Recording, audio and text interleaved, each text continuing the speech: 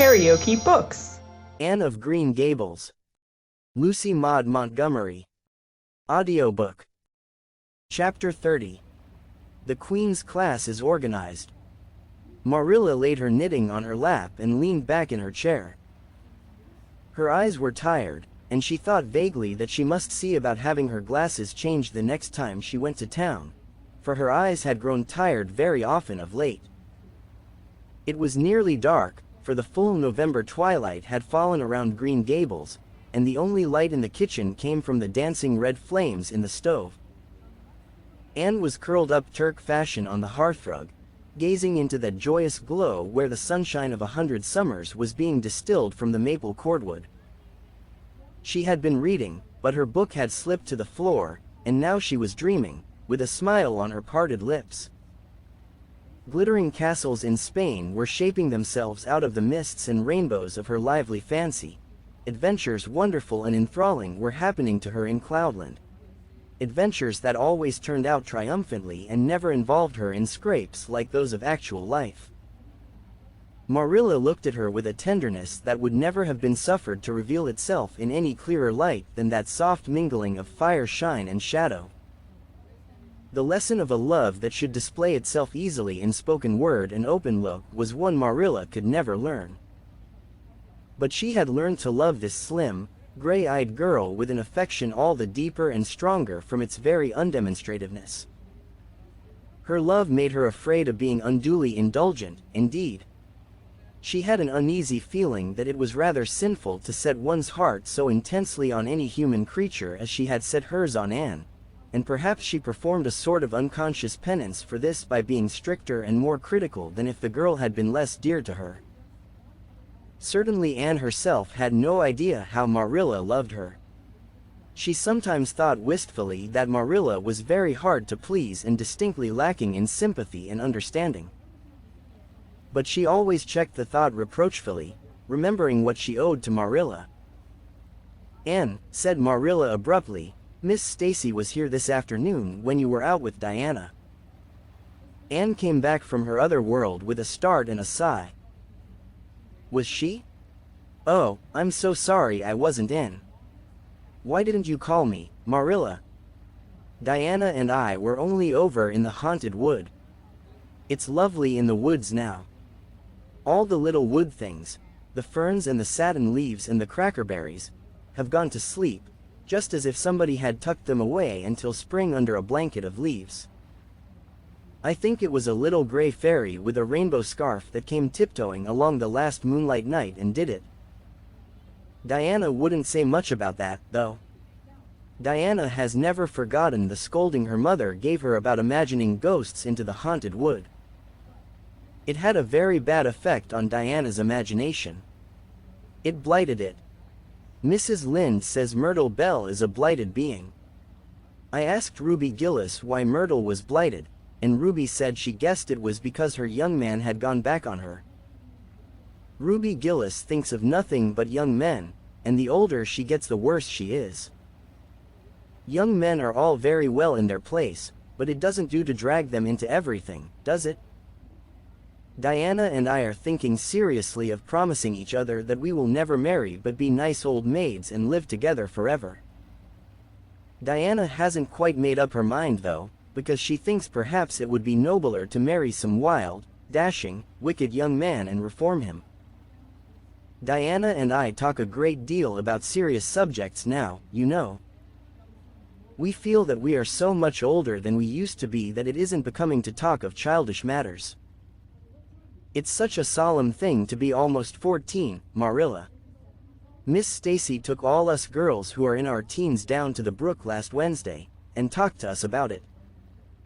She said we couldn't be too careful what habits we formed and what ideals we acquired in our teens, because by the time we were 20 our characters would be developed and the foundation laid for our whole future life.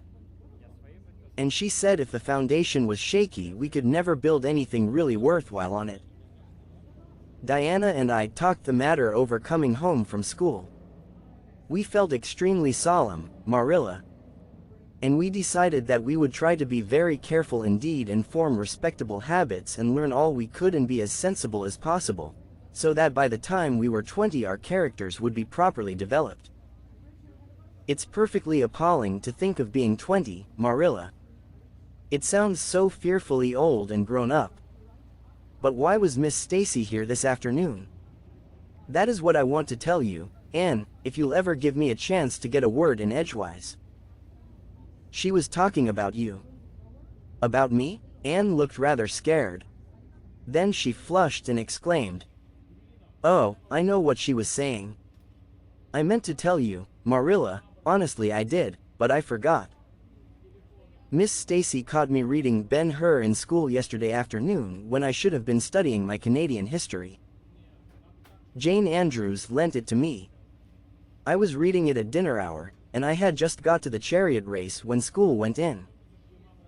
I was simply wild to know how it turned out, although I felt sure Ben-Hur must win, because it wouldn't be poetical justice if he didn't, so I spread the history open on my desk lid and then tucked Ben-Hur between the desk and my knee. I just looked as if I were studying Canadian history, you know, while all the while I was reveling in Ben-Hur. I was so interested in it that I never noticed Miss Stacy coming down the aisle until all at once I just looked up and there she was looking down at me, so reproachful-like. I can't tell you how ashamed I felt, Marilla, especially when I heard Josie Pye giggling. Miss Stacy took Ben-Hur away, but she never said a word then. She kept me in at recess and talked to me. She said I had done very wrong in two respects. First, I was wasting the time I ought to have put on my studies, and secondly, I was deceiving my teacher in trying to make it appear I was reading a history when it was a storybook instead. I had never realized until that moment, Marilla, that what I was doing was deceitful. I was shocked.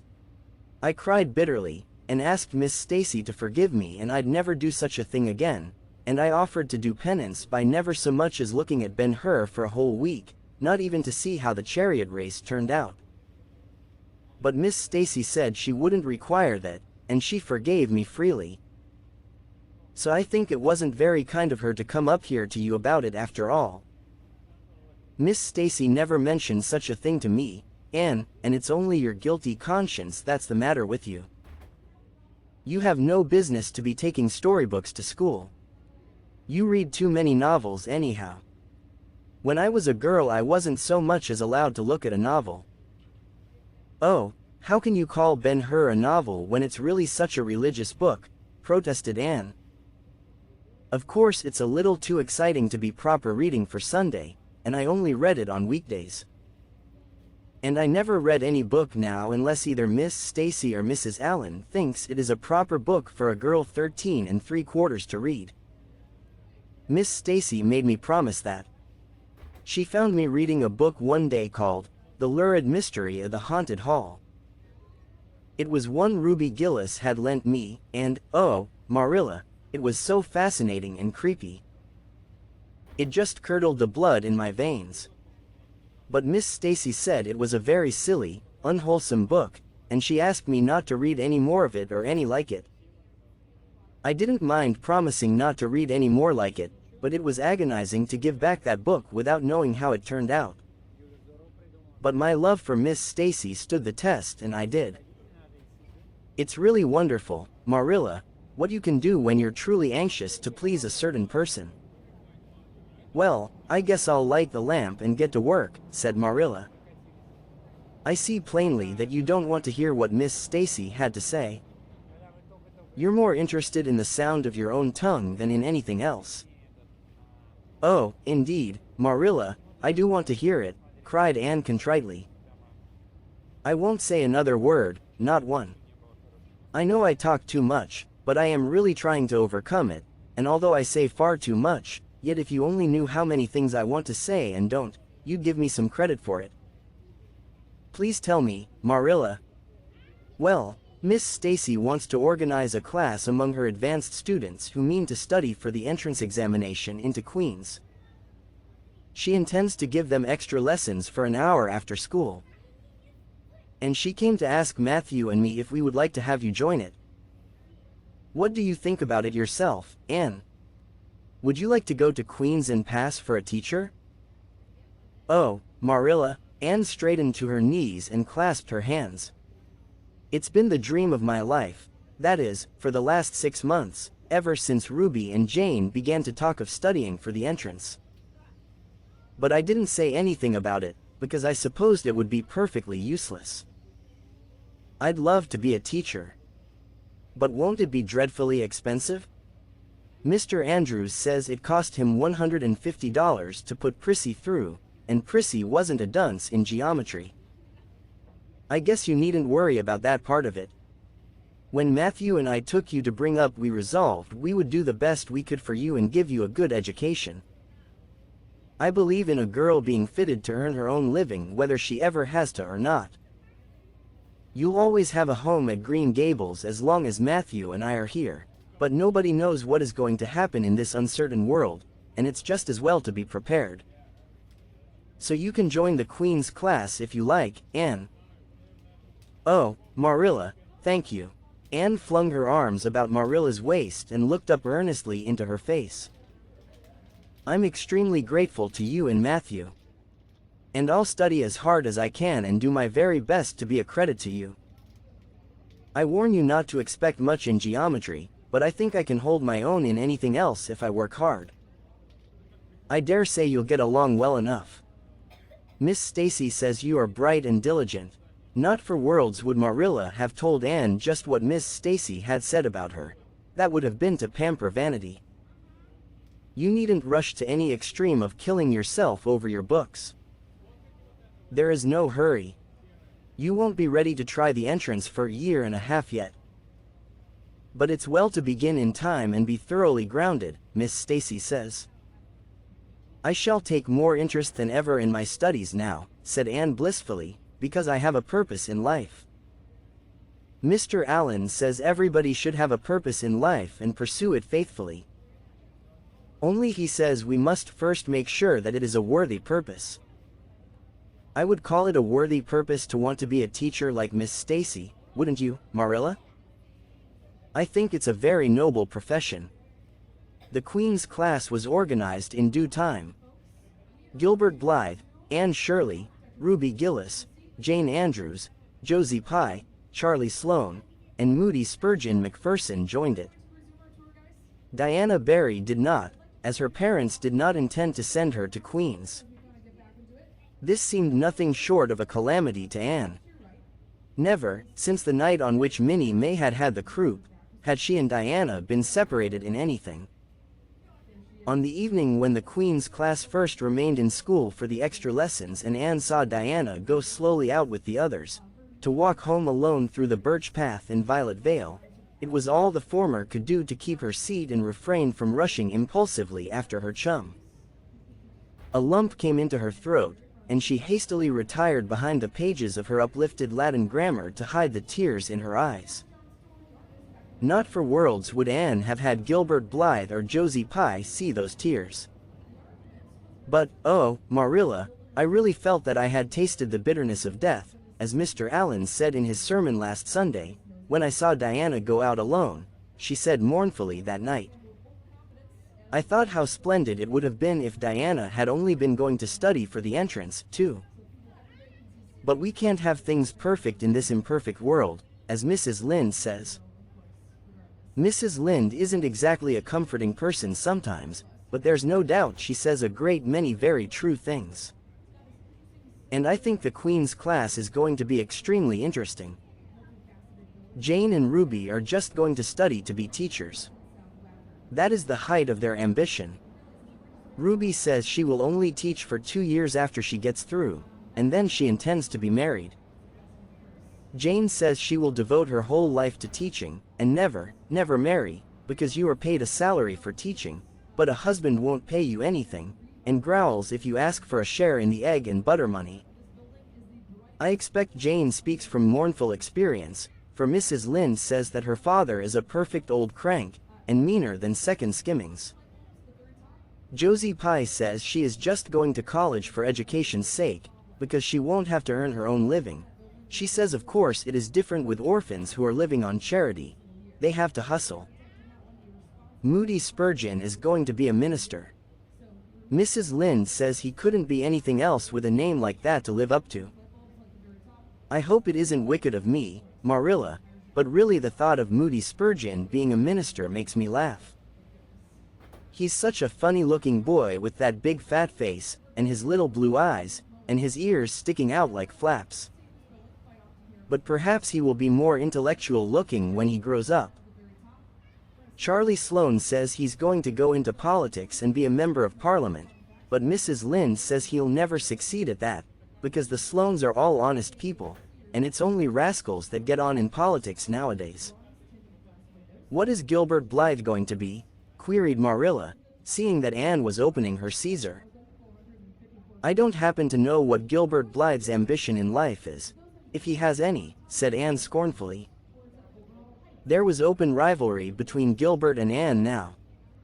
Previously the rivalry had been rather one-sided, but there was no longer any doubt that Gilbert was as determined to be first in class as Anne was.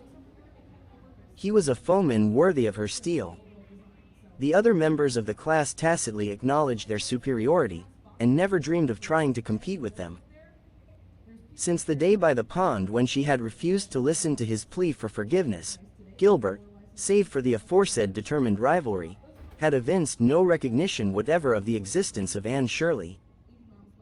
He talked and jested with the other girls, exchanged books and puzzles with them, discussed lessons and plans, sometimes walked home with one or the other of them from prayer meeting or debating club. But Anne Shirley he simply ignored, and Anne found out that it is not pleasant to be ignored. It was in vain that she told herself with a toss of her head that she did not care. Deep down in her wayward, feminine little heart she knew that she did care, and that if she had that chance of the Lake of Shining Waters again she would answer very differently. All at once, as it seemed, and to her secret dismay, she found that the old resentment she had cherished against him was gone just when she most needed its sustaining power. It was in vain that she recalled every incident and emotion of that memorable occasion and tried to feel the old satisfying anger. That day by the pond had witnessed its last spasmodic flicker. Anne realized that she had forgiven and forgotten without knowing it. But it was too late. And at least neither Gilbert nor anybody else, not even Diana, should ever suspect how sorry she was and how much she wished she hadn't been so proud and horrid.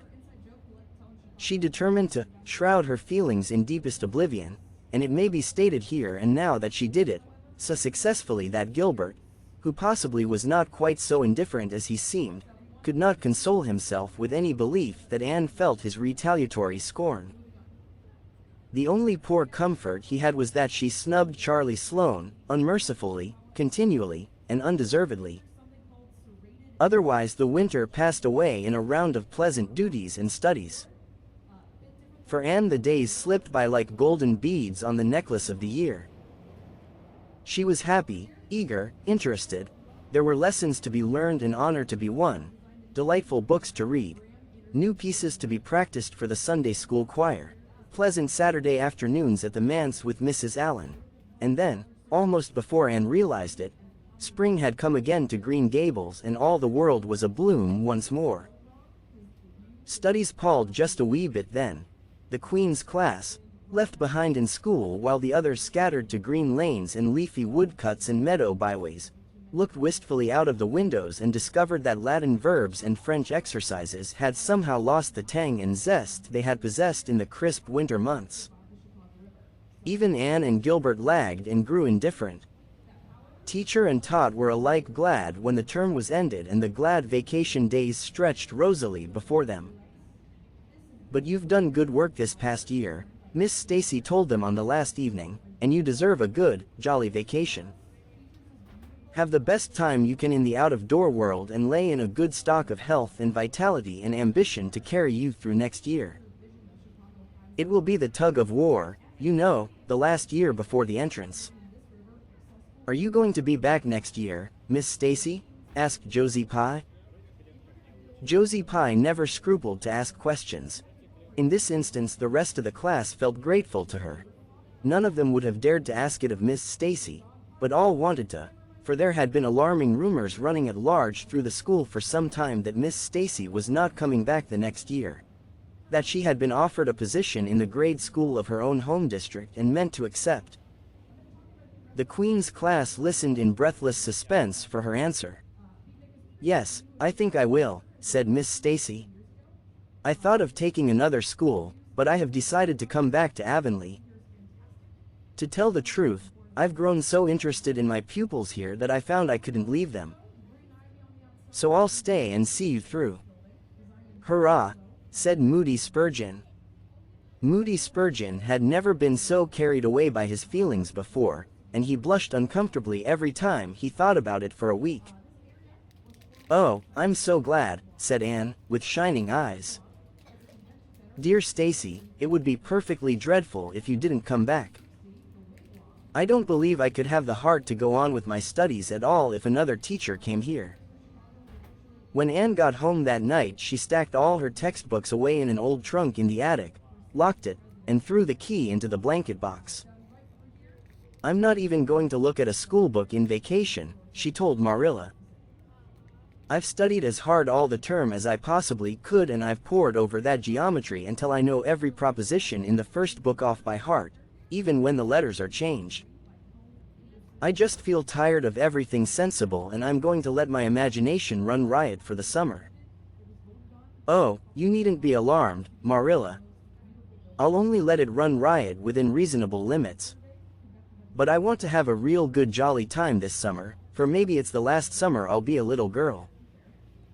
Mrs. Lynde says that if I keep stretching out next year as I've done this, I'll have to put on longer skirts. She says I'm all running to legs and eyes. And when I put on longer skirts, I shall feel that I have to live up to them and be very dignified. It won't even do to believe in fairies then, I'm afraid, so I'm going to believe in them with all my whole heart this summer. I think we're going to have a very gay vacation. Ruby Gillis is going to have a birthday party soon, and there's the Sunday school picnic and the missionary concert next month. And Mr. Barry says that some evening he'll take Diana and me over to the White Sands Hotel and have dinner there. They have dinner there in the evening, you know. Jane Andrews was over once last summer, and she says it was a dazzling sight to see the electric lights and the flowers and all the lady guests in such beautiful dresses. Jane says it was her first glimpse into high life, and she'll never forget it to her dying day. Mrs. Lynde came up the next afternoon to find out why Marilla had not been at the aid meeting on Thursday. When Marilla was not at aid meeting, people knew there was something wrong at Green Gables. Matthew had a bad spell with his heart Thursday, Marilla explained, and I didn't feel like leaving him. Oh, yes, he's all right again now, but he takes them spells oftener than he used to, and I'm anxious about him. The doctor says he must be careful to avoid excitement. That's easy enough, for Matthew doesn't go about looking for excitement by any means and never did, but he's not to do any very heavy work either, and you might as well tell Matthew not to breathe as not to work. Come and lay off your things, Rachel. You'll stay to tea? Well, seeing you're suppressing, perhaps I might as well stay, said Mrs. Rachel, who had not the slightest intention of doing anything else. Mrs. Rachel and Marilla sat comfortably in the parlor while Anne got the tea and made hot biscuits that were light and white enough to defy even Mrs. Rachel's criticism. I must say Anne has turned out a real smart girl, admitted Mrs. Rachel, as Marilla accompanied her to the end of the lane at sunset. She must be a great help to you. She is, said Marilla, and she's real steady and reliable now. I used to be afraid she'd never get over her featherbrained ways, but she has, and I wouldn't be afraid to trust her in anything now. I never would have thought she'd have turned out so well that first day I was here 3 years ago, said Mrs. Rachel. Lawful heart, shall I ever forget that tantrum of hers? When I went home that night I says to Thomas, says I, mark my words, Thomas, Marilla Cuthbert, LL lived to rue the step she's took. But I was mistaken, and I'm real glad of it. I ain't one of those kind of people, Marilla, as can never be brought to own up that they've made a mistake. No, that never was my way, thank goodness. I did make a mistake in judging Anne, but it weren't no wonder, for an odder, unexpectader witch of a child there never was in this world, that's what. There was no ciphering her out by the rules that worked with other children.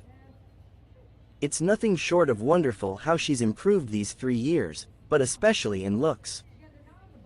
She's a real pretty girl got to be, though I can't say I'm overly partial to that pale, big-eyed style myself. I like more snap and color, like Diana Barry has or Ruby Gillis. Ruby Gillis's looks are real showy. But somehow, I don't know how it is, but when Anne and them are together, though she ain't half as handsome, she makes them look kind of common and overdone. Something like them white June lilies she calls narcissus alongside of the big, red peonies, that's what. If you liked what you heard, please subscribe to the channel.